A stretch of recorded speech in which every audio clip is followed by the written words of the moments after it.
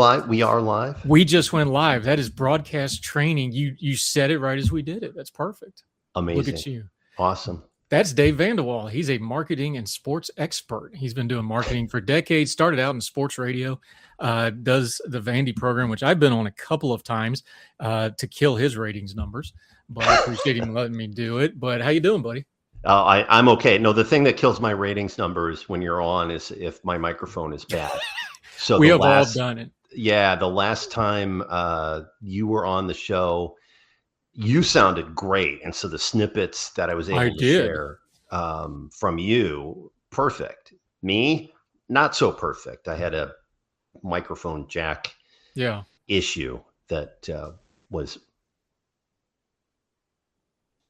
Yeah, but it's happened to all of us because it's happened, and in fact, I just helped a reporter friend a couple of days ago. They sent me, they're like, I forgot that my Bluetooth was hooked to my headset. My headset was in the other room. So I got none of the, so I, dumped it on Audacity and was able to recover most of it. But we've all done it. I've had it happen to me on live TV where I did a Fox 5 one time.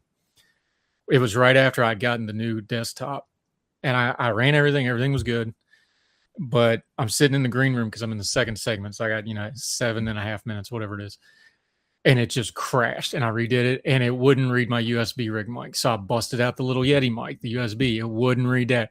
Literally, the guy comes on. He goes 30 seconds from commercial in my ear. I kill it all, take my phone out, set it on the edge of my desktop, just set it at an angle, turn it on, hit record, 3, 2, 1, bang, on. And I did the whole thing from my phone and just made it by that much. And he's like, that was a weird camera angle. I'm like, yeah, I literally just threw my phone on top of the computer because, we do it live, folks. It's media, crazy stuff happens. There's nothing you can do about it. If you want to segue into sports, I can tell you a story because back in my Syracuse days, we were preparing for a weekend game. You have to do a lot of more prep for football than basketball, as you would imagine. So we're preparing for a weekend game. And my job was to interview the esteemed head coach of Virginia Tech, Frank Beamer. Boo. Who was great. Great interview. Good guy, but I'm a West Virginia guy. You got to understand. Yeah. So, of course, this is one of the first times I get to interview a coach, and I got the microphone with me, and I do so coach, this weekend's game is really, really important. Tell me about how Virginia Tech's preparing. Something like that. He starts talking. I realize I had not hit record yet. So he gets through with his very eloquent answer, and I look at him and said, I forgot to hit the record button, so I'm going to have to ask you that again. And then I hit the record button and asked him that again. He was very gracious about it. Not as interesting, though. Not as interesting as the time we played Florida State. And so I drew the straw of interviewing Bobby Bowden. Oh, so we go through the sports information people, and they get the coach on, and I say, Coach, thanks for joining us. And his response is, how you doing, boy? So that's Bobby. I figured I had made it. I had made it. When Lou Holtz died, I got to tell I met Lou Holtz in a USO thing, just a handshake line thing, kind of thing. He always asking people where he's from. I'm like, West Virginia. Of course, he was from the area, so he's like, oh no. And he went to turn around and with his legendarily dry humor, right as he left, he turned around, looked at me, and kind of went like this. He wasn't a real big guy. He kind of leaned down like this. For you podcast people, I'm sorry. He goes, I'm not sorry about the 88 game. Walks off because, they beat WVU because he had that humor about him. But for those of you that don't know, WVU played Notre Dame in what was the de facto national title game, and our quarterback got hurt at the very beginning of the game, or we would have won that game. And lost 24-17, 21-17, something like that. But I don't think it was as close as that. So I grew up by South Bend. So obviously this was remember a big moment for me. I think it was like 34-21, 34-20. Yeah, something like that. But Major Harris was probably one of the best. If he'd be playing today, he would have been a much bigger star because the dual threat thing was still they didn't know what to do with it back then, but he was amazing college football player. Yeah, he was Michael Vick without the dog stuff, and also Michael Vick with the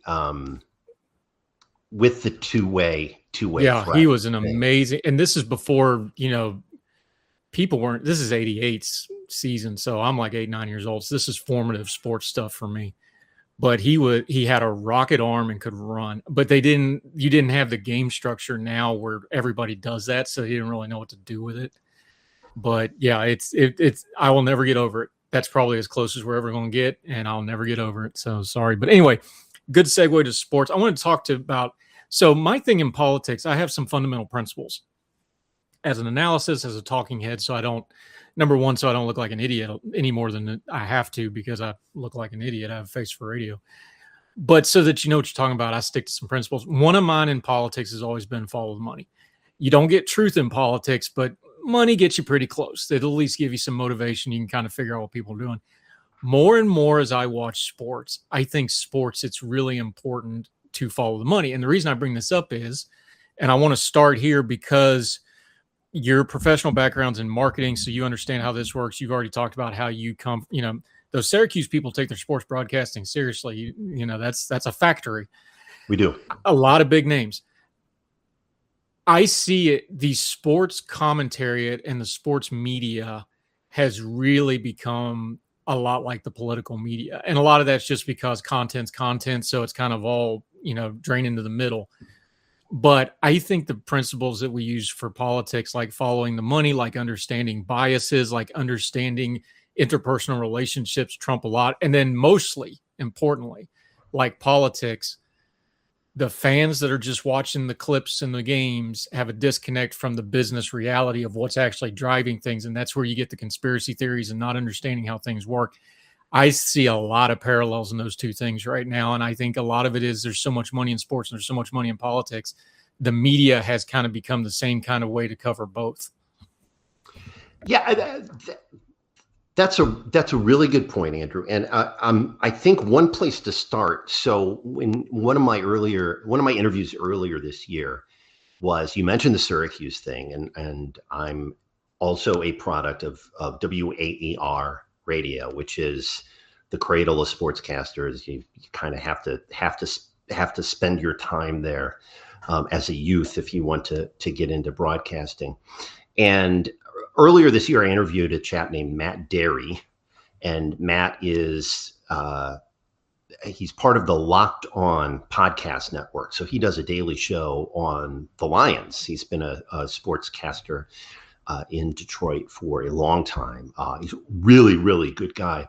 But he had gone back to Syracuse a couple of years ago for a alumni weekend type thing. And he was meeting a lot of the people at the station and Syracuse has produced a ton of play-by-play guys specifically. So Costas, Mike Tirico, Ian Eagle, Dave Pash, Andrew Catalan are among the names of the people that were WAER products. But Matt said that there was something interesting going on at when he was meeting with young broadcasters, because there are two tracks at WAER that you can pursue. One of those is the play-by-play track, which is great. I mean, you get your reps, you get to cover major sports, football, basketball, and lacrosse. Get to travel with adjacent to the team, etc. Constantly.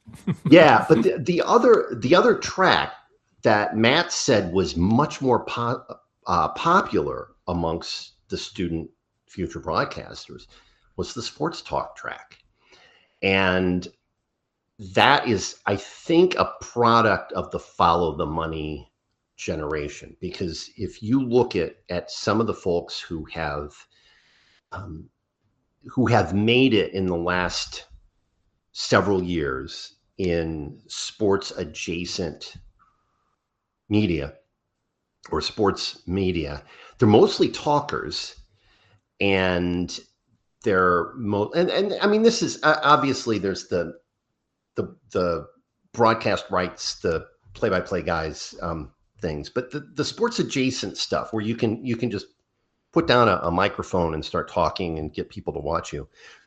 They're the talkers, and they're the talkers who have been, by and large, funded by gambling advertising. And this is, I mean, I think two of the best examples would probably be Clay Travis, who I think is a very respectable guy, but has sort of segued into more of the sports meets politics. Very sharp change from 10, 12 years ago. Yeah. But that's not all criticism, although I don't agree with him on everything. That's just watching he talks about this publicly. He was kind of an Al Gore guy politically.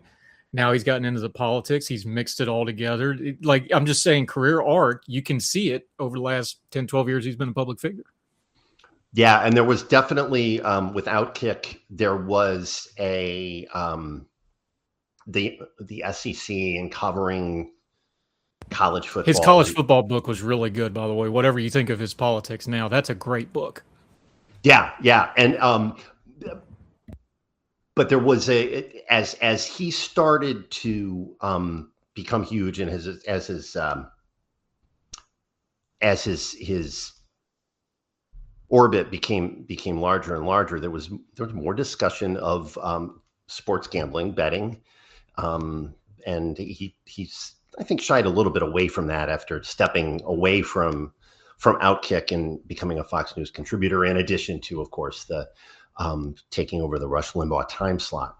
But Dave Portnoy is the other guy, and I think Barstool. Think what you want of Barstool. It would not be as big as it is without the proliferation of sports gambling dollars, and a lot of these shows were beneficiaries of the money that came into. It's sort of like pharma meets political advertising.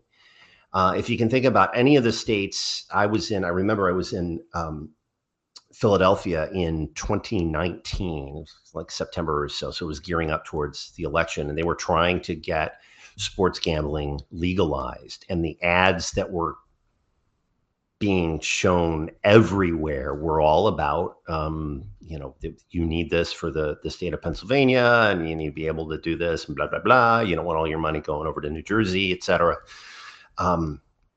So there are a lot of sites that grew up, and a lot of sports talkers that grew up with the benefit of gambling dollars.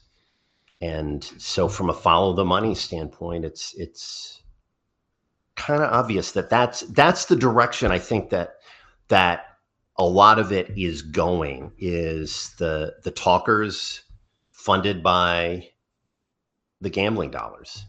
Yeah, and I lived in Vegas when I get there, 2009, 2010 till 2012. So I lived in Vegas for a couple of years before gambling went nationwide legal.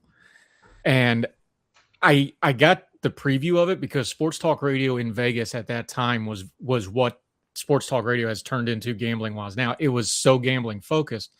I think it's important to talk about the reason why the gambling and the sports, it's not just the addiction stuff and all that. By the way, I'm for legalized gambling. I also think you can be a degenerate gambler. Those two things live coexistently. I can criticize your gambling and I'm not a prohibitionist either. So just get that on the table. But I saw it firsthand in Vegas, what it is and the reason the gambling has met this moment. It's not just the gambling thing, is the hardcore gamblers and sports bettors, they absolutely have to have every shred of information about everything, because that's how their mind works to try to go, okay, this is how I'm participating. It's not just a wag guess, and I'm not just throwing money at the board. I'm trying to understand things. It's the perfect combustible element for sports media and a content-driven business model, because there's no such thing as too much information. There's no little scrap of information that doesn't matter to them. It's so, and a lot of the people that sports bet will tell you, like, it makes the games more exciting. It heightens the high, for lack of a better term. Like, that's why they're doing it. They enjoy it. It's making it more intense to them. It's just the perfect thing that the content is always going to be important to the gambling public. So the bigger the gambling gets, the more demand for content, the more feeding into the business model. So it's not just the addiction side of gambling and the dark side of gambling. There's a linear, logical thought process to how that business model is going. My only question about it is, and you're a marketing, professional as your real job, you tell me, because this is a conversation I hear off air a lot, because it also, political advertising is having the exact same problem. that the gambling money's having. There's so much gambling money and it's so upfront and they're just throwing it at you. What's the limit though? Because I think we've capped out on what political advertising can do, but these radio stations and these local TV stations can't survive without it, right? They got to have that revenue. I wonder, some of the sports business model, are they burning out the old ad revenue platform because it's just all gambling money all the time on the ad revenue side? How sustainable is that going to be going forward? Because there's limits to these things, and you're getting some pushback on the public now. Like, God, we're tired of these gambling ads. That's a really good question. I know that's broad, but I think it's important. Yeah, it's a really good question, and I guess let me approach it from this angle, because the WNBA was benefited from a really good turn of events the last couple of years to get better TV packages and for their players to get better working conditions, higher salaries, etc. And so now you can bet on WNBA games, which, I mean, that to me is that kind of approach is degeneracy. Right now, I mean, whatever. If you want to bet on WNBA games, bet on WNBA games. But I'm not sure that I don't get it. I watched about 30 seconds of a WNBA game last night, and I wish I would have shared the clip, because there was a center with her. She had the ball, and she was being not fronted on defense.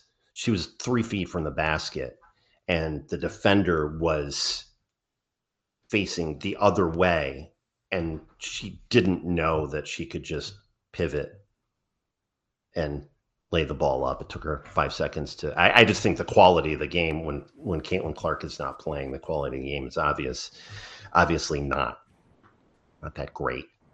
Okay, I'm a bad guy for saying it, but where I'm going with this is that the money flowed into all sports, right? And so it rolled down to the WNBA, which is benefiting from the largesse of the parent company, the NBA, and the NBA has had a really good run the last 12 months or so. The Knicks mega, yeah, the mega TV package that people didn't really talk enough about. That number was insane. That's I think the other point is that you got the mega TV package, which was funded by gambling in most part because the ad revenue, the ad revenue, your NBC, your Amazon, and you're saying, yeah, the ad revenue is coming in. We're not sure we care where it's coming from as long as it's coming, which is the same argument that you can be making in the political realm if you're a local TV station. So the NBA gets a very large TV package, and the WNBA also gets a pretty sizable increase in TV package, TV rights. Because of what? Is it the Caitlin Clark effect? Is it the money that's coming from the NBA? And you're all of these things are happening at the same time. But when you get to the quality of the product that's on the court or on the field, you're going to start to realize that, okay, well, maybe the quality isn't great. The NBA had a great year. Obviously, when the Knicks are good and the Knicks win it all, and it hasn't happened in 50 some odd years, that's going to help. That's going to help quite a bit. That's going to help with advertisers outside of gambling, but it's also going to drive so much interest in all of the second and third order impact.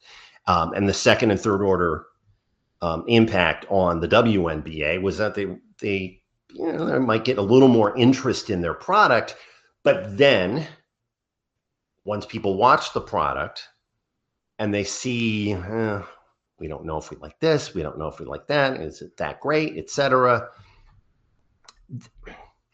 I think that where I'm going with this is that the product is eventually going to tell the story. So you like NBA this year, because I mean the Knicks, say what you want about the Knicks. I mean they played team ball, right? I mean it was a difference. It was fun to watch. It was fun to watch, especially with the 3-brick lead that has turned me off to some NBA because I'm not a big fan of just watching people chuck threes. I like how the Knicks play. Yeah, I like watching how they play. I like how the Spurs play. Like I enjoyed that series because, and I mean it's still a lot of threes, but I mean the horses out of that barn. It was a good product to watch. It was physical. It was up and down. They have personality. They play hard. You know, some of the unfair stereotypes the NBA gets. There's none of that with that Knick team. I'm not pass the ball. Yeah, they're fun to watch. Yeah, dribble, drive, penetration, those sorts of things that you're like, hey, wait a minute, this is why I watch basketball. And the product, I think, will eventually win out. So if you go back to when was the proliferation of ad dollars in politics? When was that everywhere? I don't know. It's been the last 10 years. I mean, look, there's eras. So the Clinton era, which is, fundamental to me because that was my first election. The Clinton era was kind of the end of the old national it was the peak of national broadcast television news power. So that was where all your ad revenue.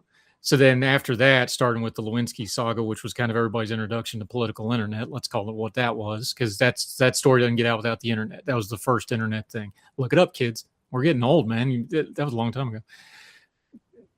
From then on, now you have new media. It's like, okay, we have new media. How do we revenueize this? How does it coexist with old media? Now we have, because we're watching it in real time, the legacy network news media model is dying before our eyes, and new media has completely taken over everything, but they still haven't really figured out how to monetize it. A lot of people are making money, but it's not monetized the way the old network system was, if that makes sense. Like everybody knew how that business model was. Everybody's still figuring out the news media thing now, even though that's why I don't get wrapped up in like the CBS Barry White style. I'm like, there's not going to be a CBS News as you knew it in 10 years anyway. I'm not wasting my time on it. That model is dying. The only thing that has kept up the old news media model this long is Trump for the last 10 years because he's the perfect fit for that old model. So once Trump goes and it drops another 10, 15, 20%, which is the Trump bump effect. I mean, this isn't in my opinion, this is data. The Trump effect has held up the old media model. Once he moves on, it's going to drop even more and then it's going to be gone. I think it's the eras of media. People haven't adapted to it. But the other thing is people haven't learned how to really make new revenue to it. And to get back to the sports thing analogy between politics and sports a little bit, I think the NFL has figured out revenue better than any league in the world. That's why they're the most profitable league in the world. They're more profitable than the top 5 soccer leagues combined on revenue. Like they're just printing money right now. The NBA is struggling a little bit because they have more cultural currency and cultural relevancy than they're able to monetize effectively. And I know they got the big TV deal, but they don't do as well in the ratings as they probably should be doing. For example, like they're still trying to figure out how to make that all work together. College football now with the NIL era, after a dip where it got way too regional, college football's figured it out now. We're going to have big leagues with big teams and big matchups, and we're just going to print money. And that's what you're seeing. Major League Baseball has adapted the last 2 years. We're going to change the rules. We're going to make it faster. We're going to have a better TV product. Like you can see what you're talking about in sports in real time. It's not just they know what the tech is. It's like even the smartest leagues in the world, sometimes they stumble trying to figure out how to make revenue out of it. And the follow the money piece is if it's not making revenue, it's not staying. It's that simple. The NFL is not number one king of sport in the world because it's, because of the uniforms and the traditions. It's because they monetize it better than anybody else on the planet. And the NBA is second, third place because they don't monetize it as well. And college football is rising because they've figured out how to monetize it and the networks are in charge now. Those are the things behind the scenes, how money drives things. And whether you're a political fan watching politics or a sports fan watching your team, you have to understand that's the river we're all in. That current's going that way, and you can either get with it or you're going to miss it. Yeah, I hear you. I was just trying to pull up the, to your point, to trying to pull up the top rated TV shows of 2025. The NFL is the top rated network TV show on every network and every streamer it's on. And I mean, just stop and think about that for a second. They're number one on Fox. They're number one on ABC, ESPN. They're number one. Like any network you put them on, they're going to be the number one show on that network, and they're the number one thing on streaming. Yeah, that's amazing. Yeah. So last year, here it is. It's I'm looking for anything that was in 24-25, Super Bowl, AFC. Well, it was Super Bowl, and then the pre and post game, and then AFC Championship game. I'm looking down for the first thing that was not a NFL game, and it was the College Football Playoff Championship in 2025. So that was rated like 20th, and everything else was everything else that was highly rated was a. Hold on, I just hit the wrong button. Are you still there? Yeah, I'm with you. So for example, the Super Bowl this year pulled 135 million or whatever. It was slightly off the all-time, 125 million, slightly off the record of 127 million. They just made a big deal over the U.S. World Cup game that we lost to Belgium. They got 50 million people. It's the biggest non-NFL sporting event TV show ever. And it was still 30, well, I can't do math that fast, 38% of a Super Bowl rating. 50 million people watched that game, including me and my household. 50 million, that's an insane number. And it's still not close to what a Super Bowl pulls. And the AFC title games are going to be 30, 40, 50 million this year probably because just the natural trend of it. The viewership matters, and the viewership is the money.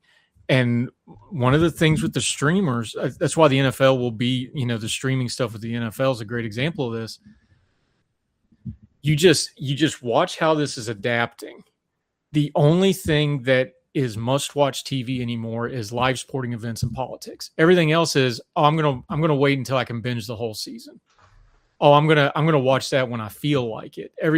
The only thing that is must-watch now that'll drive a number like that is live sports or politics. Breaking news obviously will always be that way, but live events and politics, that's it. So that's why you see the business models converging, and that's why you see the struggle of these networks trying to figure out how to revenue it. And I think that's why you see the sports people like, how do we make revenue happen? Oh, well, look at how the political people are making money with commentary and with debate and with that sort of stuff. Let's do that.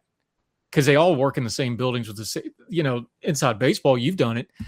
When I do the talk radio station, the country station's across the hall, and the pop station's the next office. Like I was just at WCHS. You have the big studio we do it in, but then you go down the hall. It's like, well, here's the newsreaders, and here's the country station, here's the pop station, here's the top 100. Like it's just room. The sports guys, that's how they came up doing radio and TV. It's like they're listening to the political people. Like, man, all I got to do is talk about this guy talking, and my content's done for the day. And they're like, let's do that and make a bunch of money. I mean, That's how that happened, pretty much, right?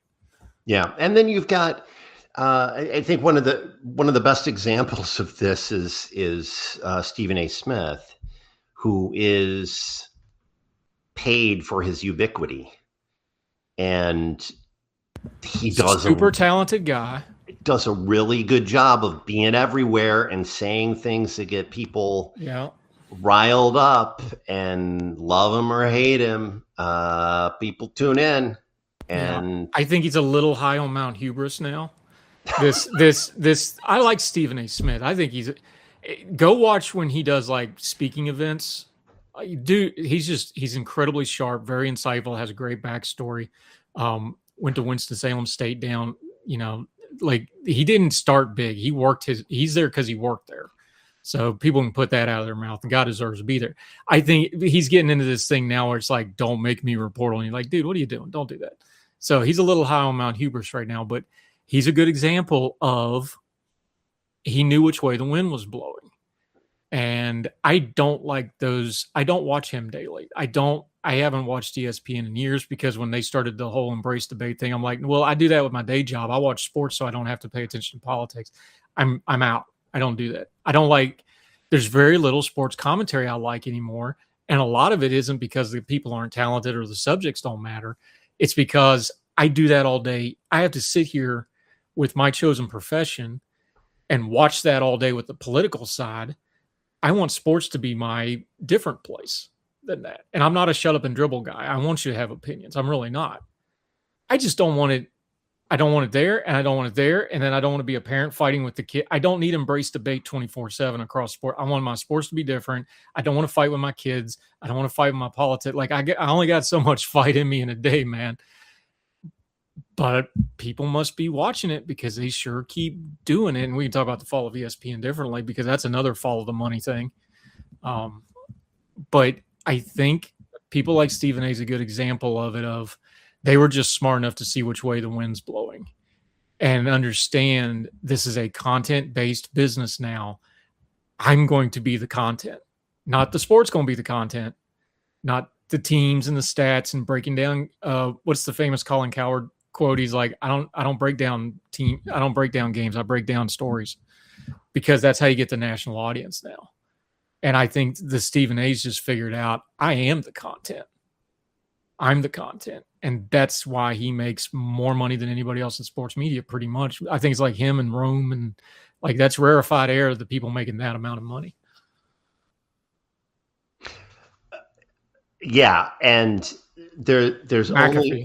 Well, McAfee's the name I couldn't think of. Yeah, and there's only so much. This is why you could make the argument. And so if I'm the team trying to negotiate on behalf of the network or on behalf of the sports properties with the networks, that's kind of why they were able to. That's one reason why they were able to say you need the WNBA to add to your arsenal. You need, like, baseball was very successful in the offseason in getting its, I mean, the moving to NBC and Peacock for that game of the week approach. Brilliant, really great move on the part of everybody.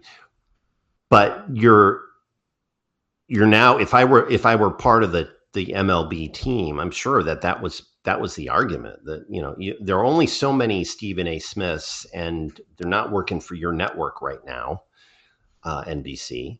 So what you need to do is get live events, and you can go back to your nostalgia live event approach. You can bring back Costas. You can get a really sharp play-by-play guy in Jason Benetti, who everybody loves.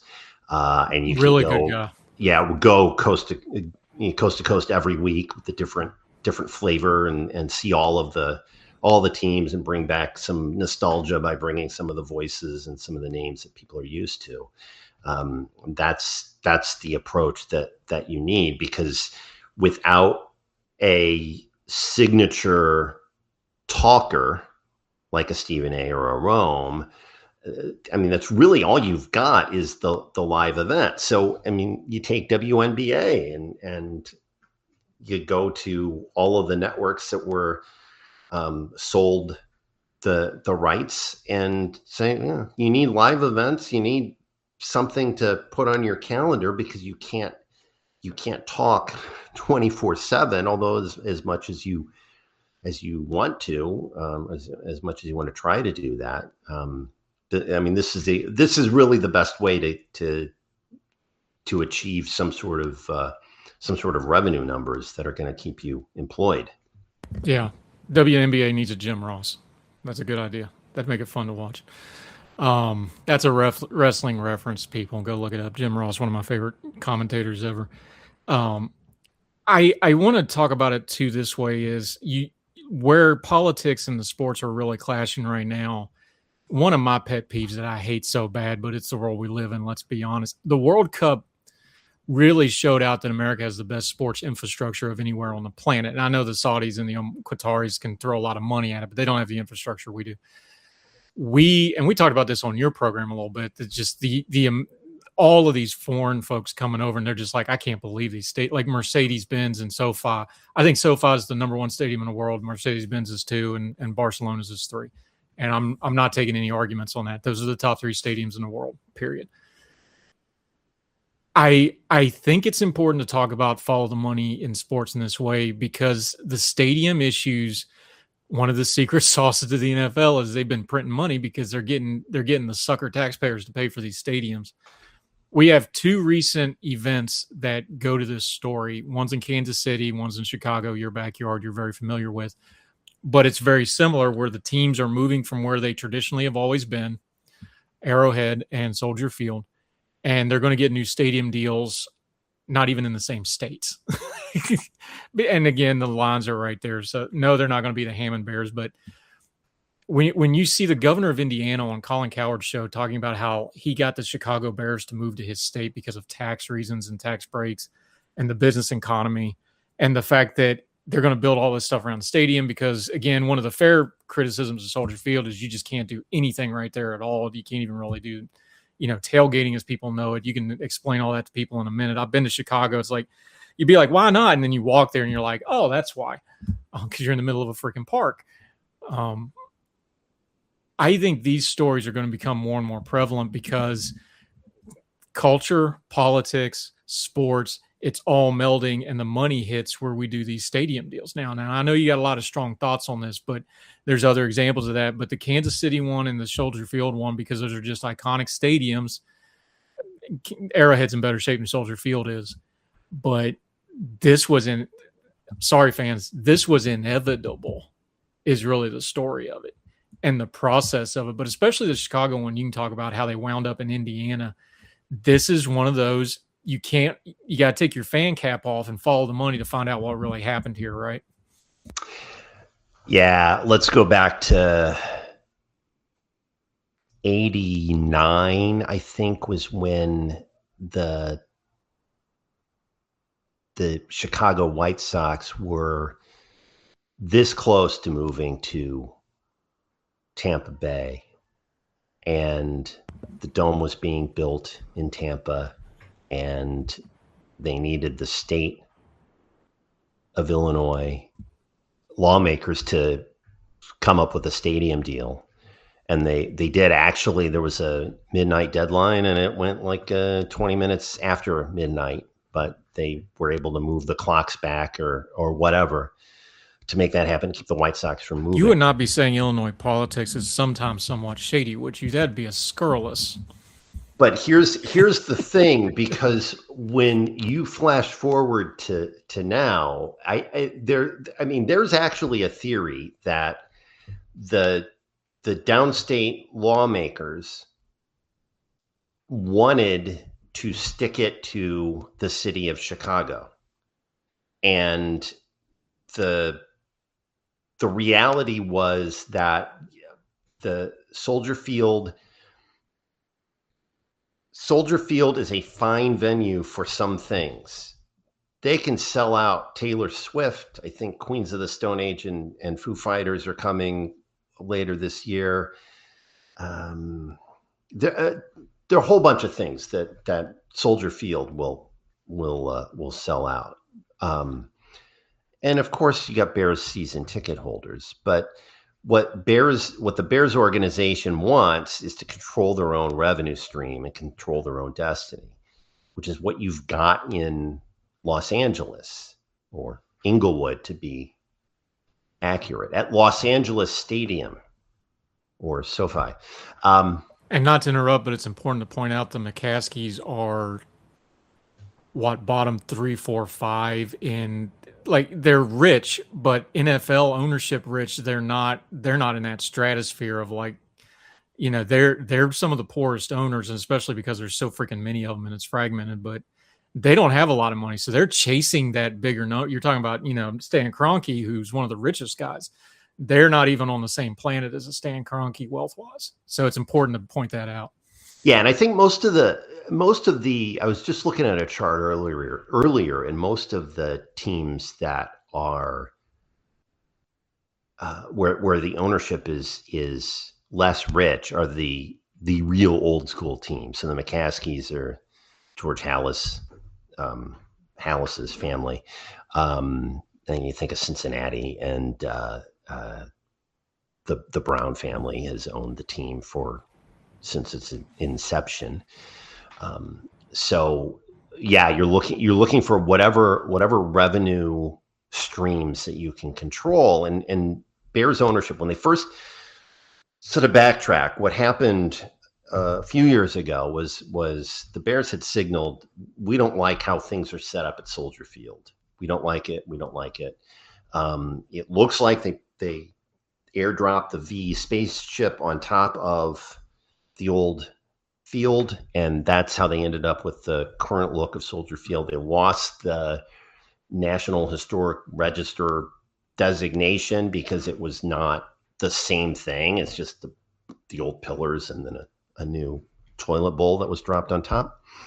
So they had telegraphed that they wanted out of Soldier Field, and then they bought Arlington Heights Race Course, closed it down, and signaled their intention to create a stadium out there.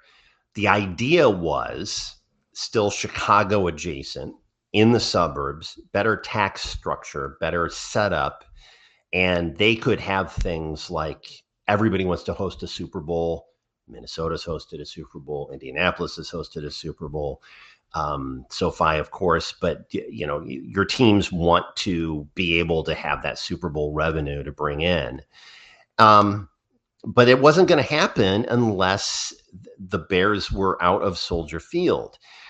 And with Arlington Heights, the problem was the tax bill was still going to be huge. And so that's what the Bears were trying to negotiate was, hey, can we get this tax bill knocked down so that we can build something beyond a stadium? We can have an area that's mixed use, and we can have all of that sort of stuff that you want around a stadium development that's going to bring revenue and line the local economy's pockets. But they ran into that negotiation trouble with the state and with the city of Arlington Heights, and they couldn't negotiate anything with the current administration in the city of Chicago because reasons. Most of those reasons are Brandon Johnson, who's worse than Lori Lightfoot, who's worse than Rahm. And everybody was like, oh, we don't like Rahm. And then Lori Lightfoot comes along and they're like, oh, we don't mind Rahm. He wasn't bad. And you got Pritzker getting ready to run for president, and the Pritzker family and all that there, which is a whole nother level of. Yeah, and I happened. So when the Indiana thing popped up as a possibility and then became a probability, when the state of Illinois just messed up completely and was not able to make whatever concessions were necessary, or deemed that they could not make any more concessions. I think that was the nail in the coffin for Pritzker's presidential aspirations, because say whatever you want about whatever you have accomplished in your two, and then when he runs for president, 2.5 terms as governor, you lost the Chicago Bears to a neighboring state and to basically swampland in a neighboring state. And they're moving to Hammond. And you want to claim that you've got an economy that is working for the people? It's not a good ad for, I hate the terms normies because there's no such thing, but people that don't follow politics every day, that's a story they can clap onto without Googling it, and it just sounds right. You know what I'm saying? Like they just go, oh, the Bears moved to Hammond. That don't sound right to me. Who's in charge of that? oh, the governor wouldn't change the tax rate. Like, whether it's true, not true, or whatever, it just sounds right to normal people that don't keep up with it. So I hear what you're saying. Yeah, you can imagine if there's a primary, let's say there's a Democratic primary in the fall of 2027, and But Pritzker Rahm is Emanuel is announced. going to be a no chance long shot gadfly at all these early primaries, by the way, because he's running for president too, by the way. So if you remember I was at a sports bar watching a game, and I got up to go to the men's room, and over the loudspeaker, I heard that famous Kamala they them ad that ran during the 2024 campaign. And you could have heard a pin drop in the sports bar from people who were just stunned at this sort of ad running. But it played a role in Trump's victory. Fast forward to 2027, we're in the middle of a Democratic primary. Nobody's really edged ahead of anybody. And someone named Gavin or Kamala or a PAC that doesn't want Pritzker puts an ad up during an NFL game, during a Bears game, puts an ad up that says something along the lines of Pritzker has allowed the Bears to leave Illinois. Should he be your next president? Yeah. That's pretty effective.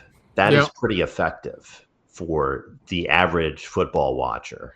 And I mean, I just think I think it has doomed his campaign from the start. And there's no amount of money that can buy his way out of that conundrum. He gonna try. He got the money to try. By the way, Trump's got a 50-year grudge against the NFL, so you don't think he's gonna jump on that social media bandwagon?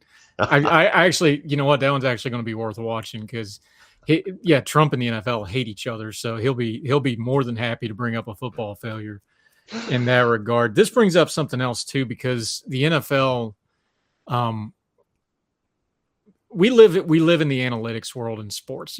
Something else Syracuse is famous / infamous for. They were early on the analytics stuff in sports, right? Because all the broadcasters they pumping out all know about it before everybody else did. Analytics is basically a fancy way of saying there's so much money involved, we have to have hard data because these decisions are expensive. That's really what you're saying when you're saying analytics. So go ahead. I could see it in your face. You're just like, Well, I mean, I'd point to one of the problems. I mean, we had, I guess there was,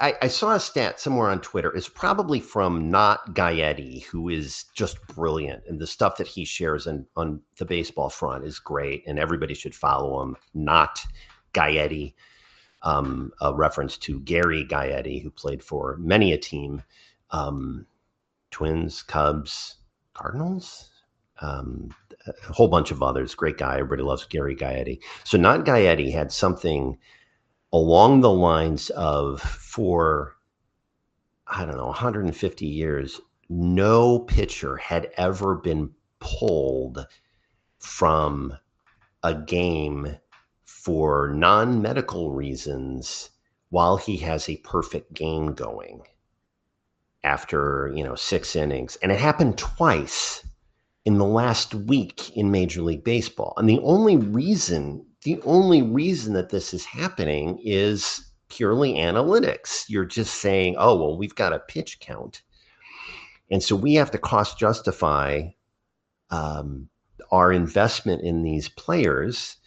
And if we're using them too much and their arm is going to explode, we don't want to be blamed for that. So therefore, after 92 pitches or whatever the number it is, we're going to pull this guy, even though he has a perfect game going. And I think that underscores, you had the Miz yesterday for Mizorowski for Milwaukee, scheduled to pitch against Paul Skeens in Pittsburgh, but they decided that he needed some rest. So you have people who are showing up for the big pitching duel, and then they get there and it's only one half of the pitching duel, and they decide to use a bullpen day, and then the Pirates ended up with double-digit runs in one of the innings. And, So, yeah, it's all when the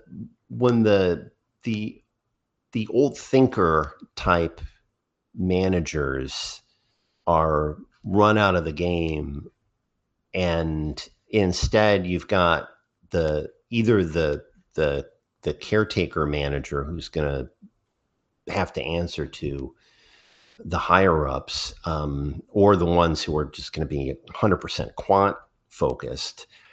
Yeah, it starts to become a problem. It starts to become a problem. I've told this story before, probably not on air, but I used to work with, back in my college athletics days, the conference we were in, there was a chap who worked for the Kansas City Royals. And this is back in the early 90s, late 80s, early 90s. And their old adage was, there are only two things that will bring people to the ballpark: fireworks and Nolan Ryan. And we're away from those. We're away from those days in a lot of what we're seeing, and I mean, you can use that adage in baseball. You can use it in the NBA, where you got the people who would save their money to go see Jordan that one time a year, and Jordan, who famously was playing 82 games every year, because he knew that somebody's investing in, and this is a big investment for them to come and see me when I roll into their town. I'm gonna show up and give it my all. And you compare that with the modern approach of, we've got to be analytics focused, so we need our guys' load management to be such so that we're maximizing the amount of value we get from them at the expense of those who bought the tickets. Yeah, we're over quanted in sports, and it's a real problem.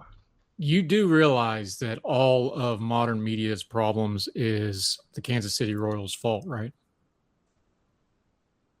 I'm not joking. Okay. I'm serious. I'm gonna draw this line. Watch this. Where are you going with this? All of modern media's good, bad, and indifferent, the modern media business model, both in sports and politics, comes from the Kansas City Royals. You know why? No. Because a multiple-time failed, fired DJ in 1979 got a marketing job with the Kansas City Royals and figured out, hey, it doesn't matter what I say if I don't make money doing it. And then he got a job. He's like, let me go across the street to the other station in Kansas City and give this thing another try and see if I succeed this time. And that business model that he built is running all of news media now, and sports media to a great extent that stole it from it, because the Kansas City Royals hired Rush Limbaugh. Yep. And forget his politics. Rush Limbaugh's business model. Fox News is the Rush Limbaugh business model. The way all of content media, that's the Rush Limbaugh business model. You're a marketing guy, okay? All of marketing in the last 40 years comes from the way Rush Limbaugh built his syndicated radio show and the ad revenue platform that he had. People don't understand the business side of that, and I blame the Kansas City Royals because it's all their fault.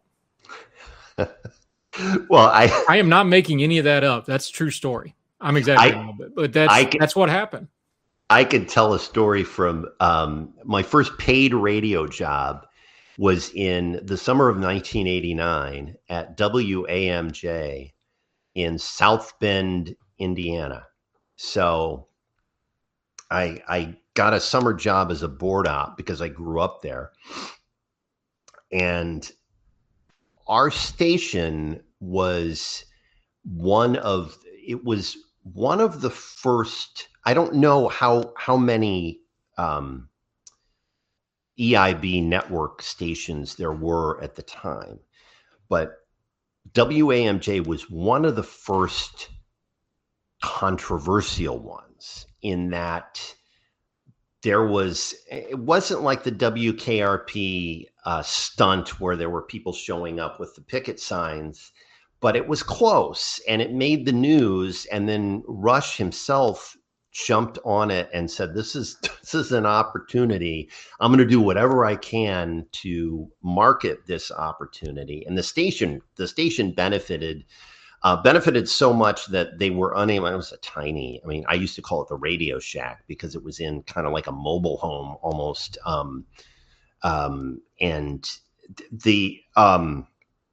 But they'd have the Rush show on every day, and it became so popular in South Bend that they were unable to keep the rights to Rush's show. After a couple of years, it moved over to the bigger, more well-funded AM station in town. But yeah, Rush knew. I mean, this is 1989 when this was happening, and Rush knew that he had caught lightning in a bottle and made this. He had people calling, and I think it was like a week or so of just people calling in with their support of this tiny station in South Bend because they wanted to keep Rush on the air. And that was right when he went to WABC in New York too, because that was 88, 89. That's when he got his national. Like, it was right when he popped, basically. Yeah, and the beauty of, and I remember saying this, and I'll admit I was quite liberal, had been quite liberal for I was a Clinton voter. So going back ages, I was pretty liberal at the time. But I remember being, I guess, I could pat myself on the back for being smart enough to recognize a well-produced, well-constructed radio program. And I always said to people, even if they were not politically aligned with Rush way back then, it's like, this guy understands how to produce a radio program for maximum effect. It was entertainment that did politics, not the other way around. You know what? Let's go there real quick, because I think this goes to, we started out talking about how sports commentary has turned into political commentary. It's all the same stuff, just we're doing teams instead of Team Blue and Team Red, which I use a lot because it's true. That's how we cover it: Team Blue, Team Red. Yeah. What you just said is part of it. Is if you're not, let me back up just a step. We're watching in real time what happens when people put the politics in the content economy before the content part in the content economy. The substance has to be there. Now, everybody thinks, oh, well, substance doesn't matter anymore. It doesn't matter anything. Like, did you just watch what happened with the Plattner situation? Like, no, substance eventually won, because in the modern media content thing, yeah, you can BS your way to the top a lot faster, but you're also going to get exposed faster because there's just too many people with too many I remember talking to a buddy of mine that is a minister, and we were talking about cell phones and stuff. He goes, I had kind of an epiphany when I got upset because everybody was on their phones and I was trying to preach. And then he said, I literally walked by one of the kids just to see what they were doing. It's like, no, they were Googling what I was saying to see if it was true or not. They were 100% paying attention. They weren't on a game. They were trying to see if what I was saying was true or not. And I know that the thing online is just people believe everything. I'm like, I'm telling you, because I have a lot of young adults in my life. My kids are all 18 to 26 now. The generation behind us, well, really 2 generations behind us, really, that's how they do this stuff. When you say something, unless they're ate up partisanship or something, they check everything. My kids do this. Like, I can't say anything without getting corrected 6 times. I got to win the argument. They're Googling everything. So yeah, you can get famous faster. You can get instant famous. You can get viral video. If you don't have some substance, you're not going to stay there very long, because this new generation, they want the next thing that's substantive. And if you're not, they're going to figure it out way, way faster than like that whole Plattner thing was really a 6-week story. Believe it or not. It seemed like, because we're right against it, that would have been like 6, 7, 8 months in the old days, because it would have took a while to get it back out.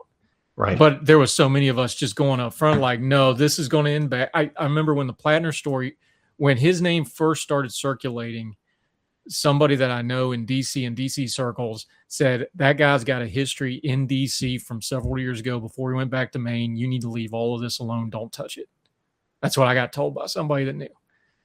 Because they knew, they're like, this is going, there too many people know that's got people on speed dial that can get the story out. It's going to come out. Just wait. And sure enough, it happened. So when you're saying that about the content economy, whether it's sports or media, I think this is an important thing to bring up. You rise faster, you can get more money up front. It's a lot farther to fall, and you fall a lot faster now too. And we're seeing that in media and politics both. Yeah, that's a great point. It's really interesting to have watched, and I'm thinking about, as you were saying this about Plattner specifically, you and I were on my show. I know we just did a thing a few weeks ago, but before that, it might have been like 6 weeks or so ago. It was right when, so it was June. Yeah, it was early June, or late. It was when the Tallarico versus Paxton. Yeah, the primary happened. Paxton had beaten Cornyn, and we were like, okay, they're going to throw a lot of money at this Tallarico thing. We didn't even talk about Plattner at the time. We did not even talk about Plattner because he was still in the primary race. He was still kind of an unknown quantity. We didn't even bring it up. But so I guess the question that I'm reminded of the old Andrew Breitbart line of politics is downstream of culture. And maybe that's kind of where all of this is going in some respects, where if you look at a guy like a Plattner, and you can think of him as they were trying to make fetch happen in Maine, and it was not going to happen with this particular guy, because as much as they, and I'm going to say they, referring to the Democratic establishment, as much as they were saying this guy is the type of person that we can rally behind because of what he stands for, the reality is that the dude is a bad dude, probably a pariah, and you can't make that culturally happen and be successful in the fall. And that finally probably ended up being the death knell for his campaign. So, I mean, if you think about it, you go all the way back to Rush Limbaugh, who would be culturally figures out kind of, this is how I need to carry myself. This is how my persona is going to be. This is the culture I want to build.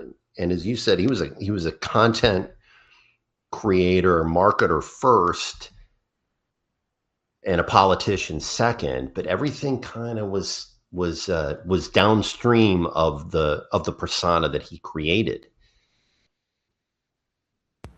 You know, the analogous thing here with the politics and money is we idolize people and then we lose disconnect. So whether it's a politician or a sports star, we're seeing that we're doing the NBA offseason right now. So you're seeing players getting traded and people just lose their mind. Like, how can you trade this guy? He's a great player.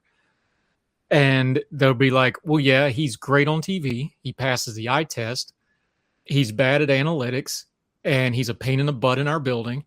and we have to pay him an ungodly amount of money, and we have a salary cap in the apron, so we can't afford not his current contract. His next extension is going to be even worse. So, yeah, it looks bad for us, but the business side of it says we're going to do this. But then people see the NBA is the better example of it because it's always been the flashy league. It's the cool hip league. It's the, can you dunk a ball? Well, the best dunkers in the world weren't the greatest basketball players always. Some of them were, but a lot of them weren't. A lot of the most athletic guys sometimes don't, but they pop and they're popular. Like, I can't believe he's awesome. And then he can't win a playoff game because he doesn't know how to pass and move without the ball, right? We see that in politics all the time now where they idolize these people. They pump them way up. And people that, if you're trying to do an honest analysis, like I try to do, I'm sitting there going like, yeah, he doesn't have an electoral, him or her, whatever the case may be. Let me use Nikki Haley.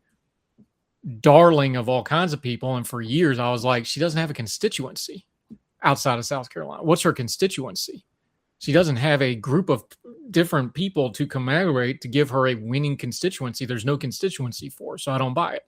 Same thing with when Beto O'Rourke ran against Cruz. I'm like, Cruz is immensely not popular, so that's going to give Beto a bump up. But what's the constituency in Texas for him to get over the hump of we just are mad at Ted Cruz? There wasn't one. We'll see if Tallarico does better against a much more flawed candidate. You have to have those constituencies. So like in sports, it's like, NBA, can he pass? Can he play within the system? Does he make other players better? Or does he just pound the air out of the ball and shoot 45 times and got a great stat sheet? Like, those are two different things. And we do this in politics all the time. We just go like, I like how he sounds. I like how he looks. He's going to be awesome. And because I felt that way, I will not see any flaws in this person whatsoever. Boy, I see that in sports a lot, where you just can't tell people that guy that's really flashy on the YouTube clips is not actually very good at his sport because it's a team sport. I mean, that's what we're doing to our political figures.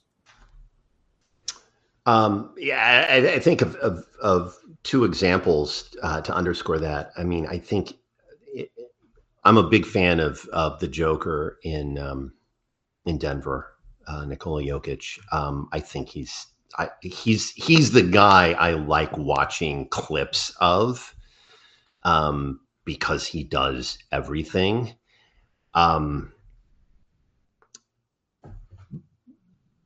But he's a consummate. The interesting thing about him is that he's never gonna sell out arenas, and he's never gonna be the marketing. They had to contractually obligate him to go to the championship parade. Because he's like, no, I got a horse race. Remember this story? He's like, I got a horse race I want to go to. Do I have? He's like, no, you have to go to the parade for the championship. Yeah. Meanwhile, the guy closes out. This is the thing I'll always remember about the Joker. He closes out the victory. Okay, they win. I think it was 5 games they won against the Heat. He goes to find every Heat player after the game is done. I mean, there's confetti flying or whatever.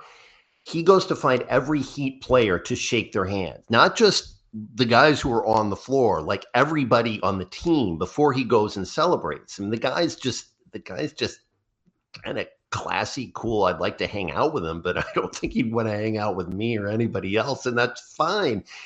But the parallels here are kind of, if you think about a Joker, you want this guy on your team, right? And the electability question is, maybe it's a weird parallel to draw, but you would want a Joker as your senator to do the job, and not take himself too seriously doing it. Yeah, not take himself too seriously doing it. You would want him as kind of the senator in North Dakota or Nebraska or something. But at the same time, you're going to know probably, he might be Nikki Haley, and it's going to be a known quantity who is not electable on a national scale. And so I think that if we're drawing the parallels, I'm a big fan of knowing your role. I'm a big fan of knowing where you fit in the scheme. And this goes for sports, this goes for business, this goes for politics, kind of understanding what your job is and your willingness to do that job. And there are some people who will be a Trump, and they'll be a once in a lifetime type person that pops up and their job is to become president. And then there are other people who are like, you're going to be the sixth man off the bench, and you need to understand that you are the sixth man off the bench, and don't try to aspire to be something beyond the sixth man off the bench. But you want to be part of a championship organization. We can help you do that. I was just thinking about that as you said that. I was like, man, there's an old joke in the U.S. Senate about how there's 100 Senate seats, but you only have about 70 senators because the other 30 are running for president all the time. Yeah. Our government really does lack we don't have enough role players. We need some good role players everybody's too ambitious, which, the system's designed for human ambition, but we don't have enough good role players anymore to really beat the sports analogy to death. But I was thinking about that when you were saying that. It's like, yeah, there's not enough role players in our Congress critters right now. Everybody wants to be in charge of everything. Everybody wants the camera right on them. I want to get to this before we have to wrap up our time. Talking about following the money to get to the truth. I think, and I don't want to bash the sports gambling thing too much, but I think it just shows something really important. Because again, I'm not for prohibition. I think the England model where maybe you restrict some of the advertising might be something we're going to have to look at some point, but you're not going to, I don't think you should be able to live bet a game while it's going on while you're sitting there. That's probably a regulation. We probably need, live betting during the game. Like, you got to close that thing out. That's been something in betting for forever. We probably need to rein that in, but I'm not a prohibitionist on gambling, even though I do not gamble. I think what the sports gambling is doing is it's doing what social media does. Money, power, alcohol, you add social media to it. I think we need to add gambling to it. It just tells you more of who somebody already is if you strip the filters off. What the American people and the sports, and we're seeing with politics with this Kelsey stuff now in the futures market, it's betting. People want to feel like they're not only important, but their ideas are important and that they got skin in the game, and they want that rush of it. And I understand why they want to do that. But when you're dealing with something like politics where, you're talking about healthcare as a parlor game, but people's health really matters, or you're talking about foreign policy and dropping bombs on people, which is life and death stuff, and healthcare is life and death stuff, and, CPS reform is life and death stuff. I think it's creating more of a chasm than it's closing, where, yeah, you're getting more engagement in the political process, but I'm not sure it's good engagement. I think it's a lot of fandom engagement where it's just my team wins or everything's bad. And it's a lot of, the other team is horrible, evil people who hate their mother and hate God, and their feet smell bad. And there's no redeeming quality ever because they're on the other team. And those things aren't good. But I think that mentality, whether it's sports or politics, of wanting more skin in the game also false feeds how important it is and blows it out of proportion. And I think that's why you're seeing so much of the ugliness with the social media in both those content streams right now. There seems to be we're searching for meaning again. I think the numbers of, for instance, young converts to Catholicism, or people returning to organized religion writ large, is part of a testament to that, pun intended, that there's so much of the meaning seems to have been stripped out of everything because it's in your pocket and you can opine on it on social media, or you can bet on it.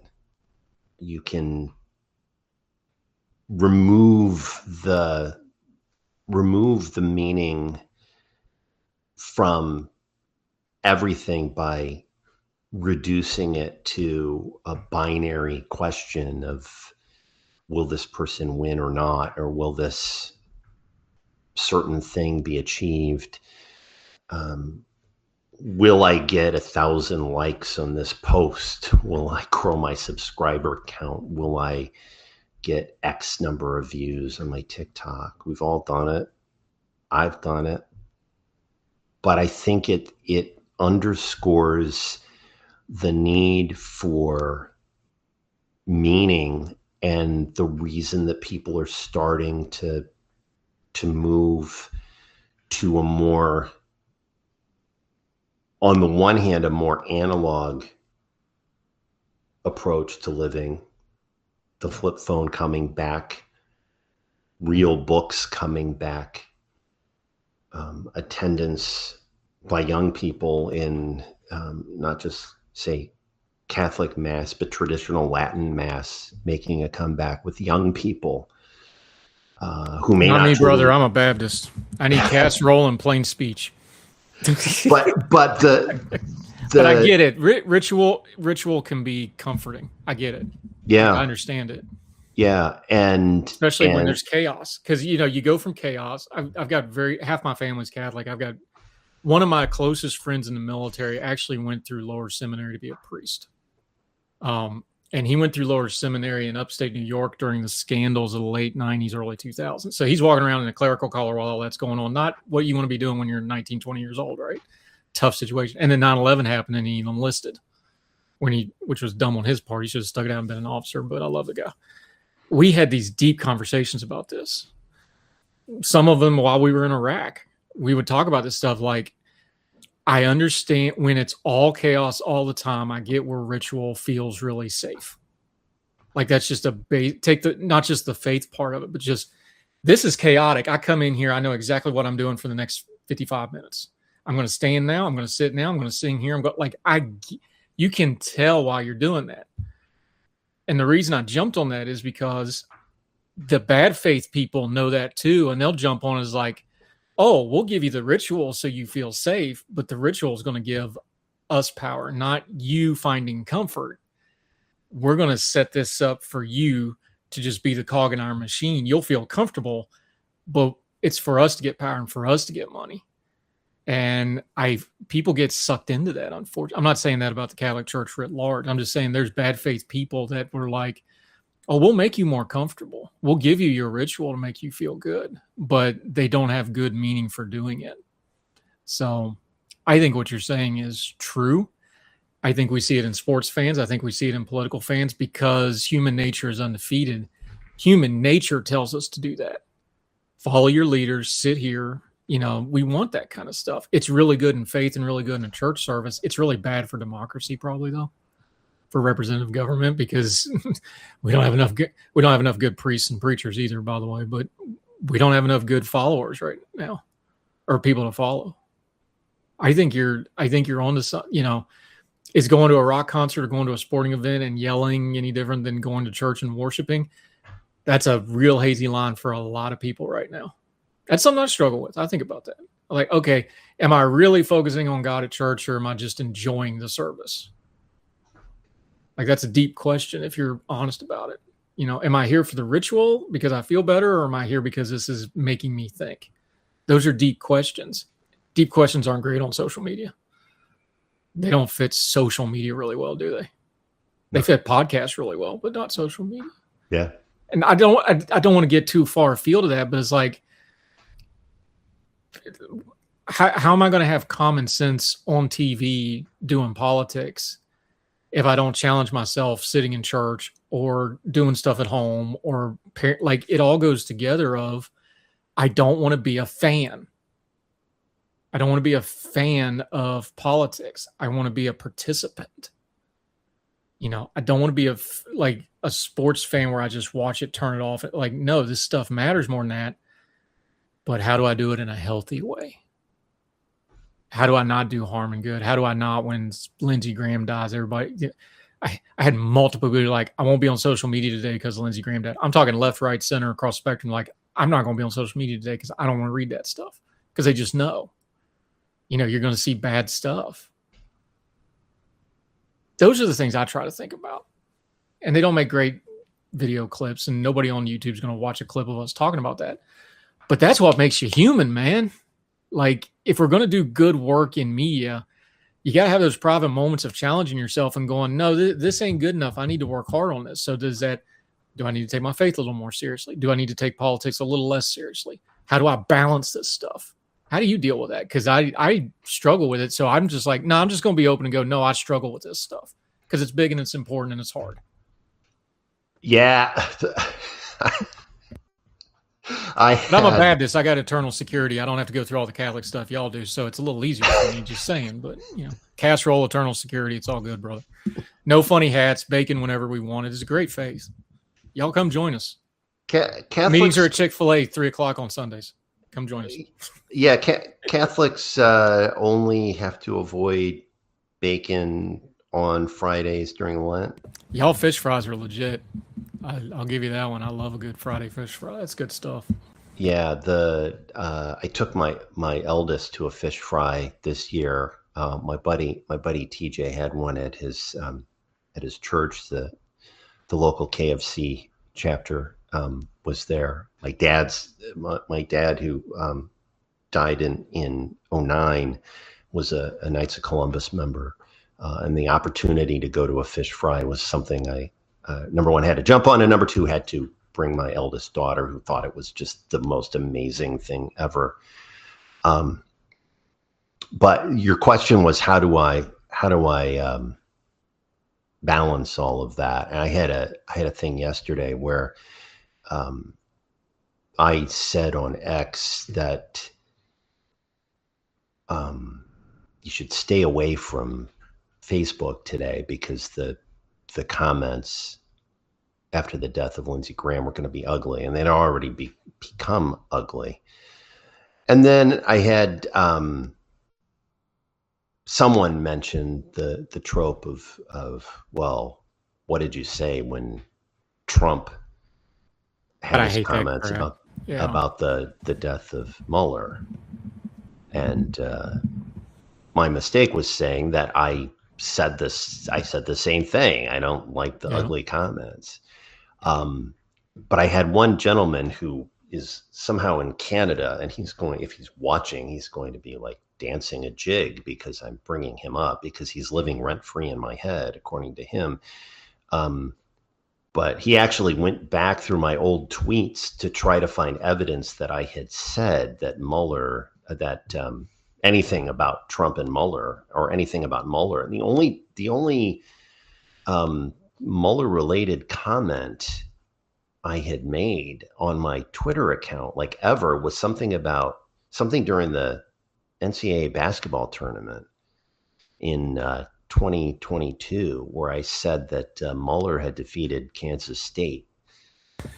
And I don't even know why I said that, what the context was. The Wildcats out here catching strays. How'd that happen? But so he used that as kind of a gotcha. Well, no, you didn't say anything about Mueller. I don't need to broadcast everything I say to people. No. And the other half of it is even worse. Is like, well, you criticize Lindsey Graham. What do you mean you're not going to say anything? But I was like, because me disagreeing with him on policy, or I can call him a weather vane because he flip-flops so much, doesn't mean he wasn't a good human being. Like, you know why Lindsey Graham? This is a great way to wrap this up. You know why everybody's like, how did that guy keep getting elected? I will tell you from firsthand knowledge, he had the best constituency services of anybody in the U.S. Senate. And that's not my opinion. He had the best. If you called his office, you got a call, you got an answer, you got a follow-up. Go look on social media how many people worked for him or worked in the Senate, showing pictures of, this is the stuff Lindsey Graham's office sent me. Hey, here's this time they sent me a box of fruit just because I did this one little thing. The dude knew how to politic old school style.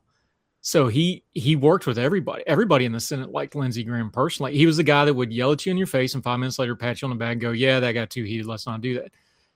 Like, you see the caricature on TV that he was on TV, and he flip-flopped and was against Trump and then for Trump and then against Trump and then for Trump. That's all true. And I can criticize that in the moment.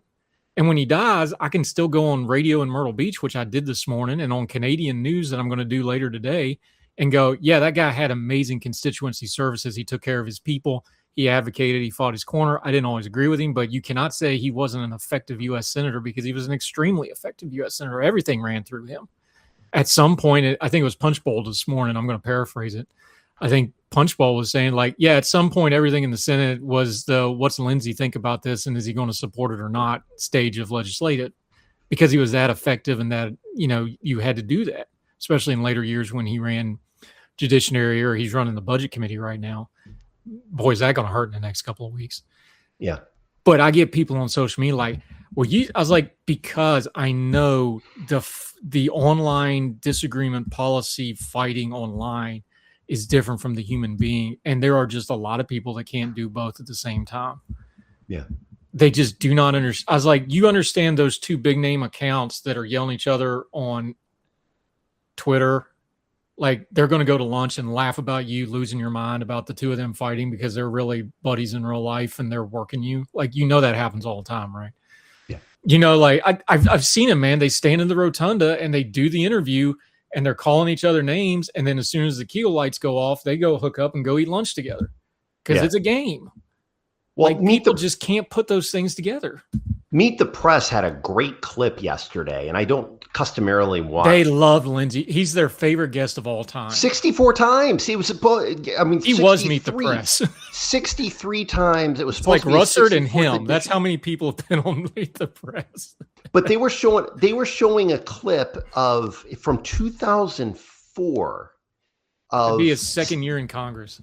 That's Senator Lindsey Graham and Senator Hillary Clinton talking about, and I forget what they were even talking about. It was something bipartisan that they were pushing, the two of them. And what was cool about it was that you could tell that they actually kind of dug hanging out with each other. Yeah. And I would imagine that they would do kind of a public argument about this, that, or the other thing when they were both in Congress or in Senate. But the reality was that, the human being, I'm sure the guy was probably fun to hang out with. Oh, everybody liked him. And that seems to be people didn't like him liked him. He was that kind of no. You're laughing, but that's how it got explained to me multiple times. Talking to the congressional reporters, they're like, even the people that don't like him like him. Like, he wasn't. There's really abrasive personalities in the Senate. He wasn't one of them. He never lost that quality of he's a people person. He's the old school people person politician. Good, bad, and indifferent. Got him in trouble too. Right. But because he chameleoned to who he was dealing with, which is, that's an integrity issue, but that's neither here nor there. He was a people person. So yeah, people talking about how much they were shocked and they didn't, the people, when you have to work with somebody every day, the people that are just, oh, I'm glad he's here because he's easy to work with, even though I'm against him. They're sad to see that go because the person that's going to replace him is not going to be as fun to hang out with as Lindsey Graham was. Yeah. That's just fact. Yeah. So anyway, Dave Van de Walle, I kept him longer than I said I was going to. One real quick one, then I got to get out of here though, but put your marketing hat on real quick. Do some projecting out because I think the gambling thing has kind of peaked out the sports media a little bit. I think we've reached the zenith of political advertising because I think people are tuning in now, and I think the primary numbers are showing that people just aren't paying attention to it anymore unless it's something really amazing.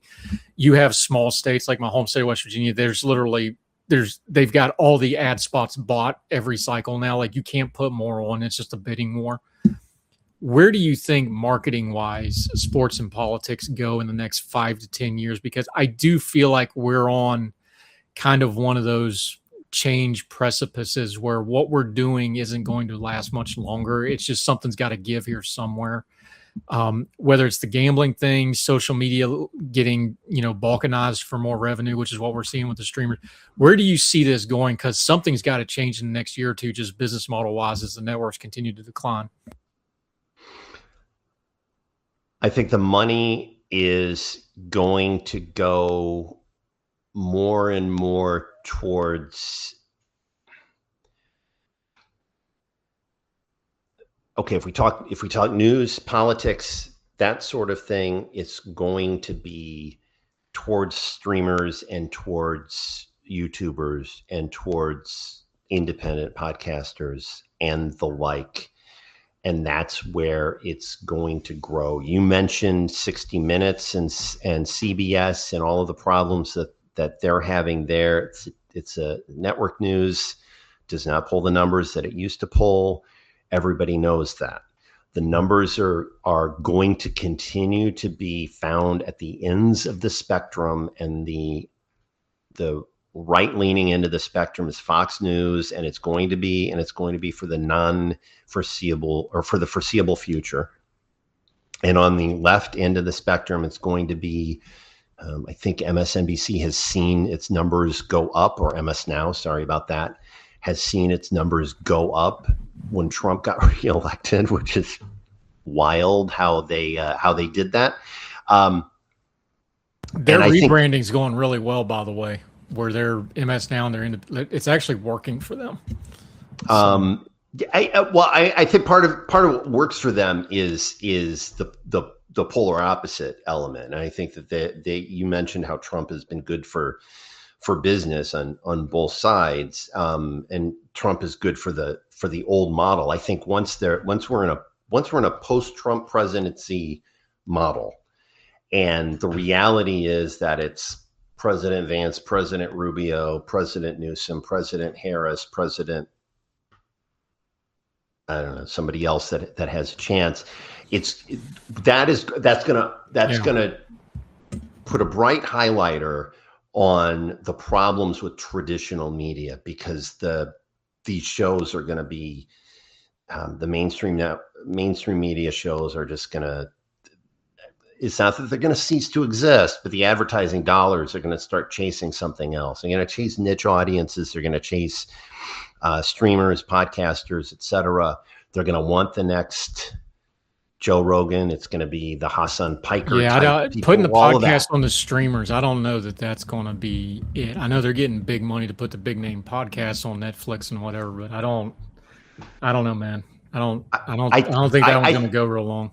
Well, I think what's happening though is that they'll do, because if you think about what happened with Rogan, where it moved over to Spotify at the expense of YouTube, and then it moved back to YouTube, or YouTube and Spotify, et cetera. I think that these arrangements will mature. And Bill Simmons did this with The Ringer, where he said, well, we're not getting what we used to get on YouTube, so we got to go over to Netflix, and then however it's going to play out, it's going to play out. But I think there's going to be more of a need for the niche audiences going forward, and the outlets like the Free Press, which were made possible by just the general nature of things, going away from traditional media, now taking over traditional media, with Barry Weiss at CBS.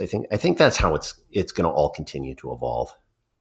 Yeah, I think so too. But like the Free Press, I don't want to bash on them, but I don't care about the CBS News story and Barry Weiss at all. Like every time I see somebody freaking out, I'm like, I don't care. It's a dying, like the Free Press model isn't going to work at CBS. CBS is a declining model where it'll be a niche news service in the future. Like I'm going to limit my bandwidth on that story, because it's like I'm going to limit how much I'm going to worry about the horsewhip factory going out of service because the cars replace the carriages.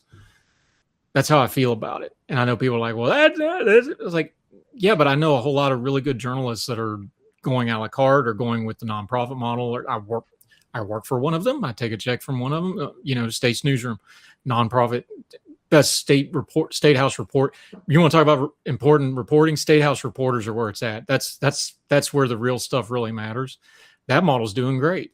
They're going to be here longer because they're built it from the ground up on, here's our niche. We report on State House News. There's always going to be a model for that. You see what I'm saying? Like, I'm going to limit how much I'm worried about how it's going to evolve other than watching it, because you can already see it coming. Like, no, that's not the end of journalism. The good journalists are just figuring out a different way to do it. You're just not going to be able to sit at, you're not going to be able to go to NBC and sit in an office at 30 Rock and make an immense amount of money anymore. You're going to have to get your hustle on. That's the difference. I hear you. You're right. I'd love to do this for 2 more hours. Let's do it again. Sound like a plan? Sounds great, man. I appreciate it. Dave Van de Walle, check out the Vandy program on that YouTube that everybody else is on. You should check it out as well. But that is the world's, like, if you say TV, my kids think YouTube. So that is the new TV for the younger guys.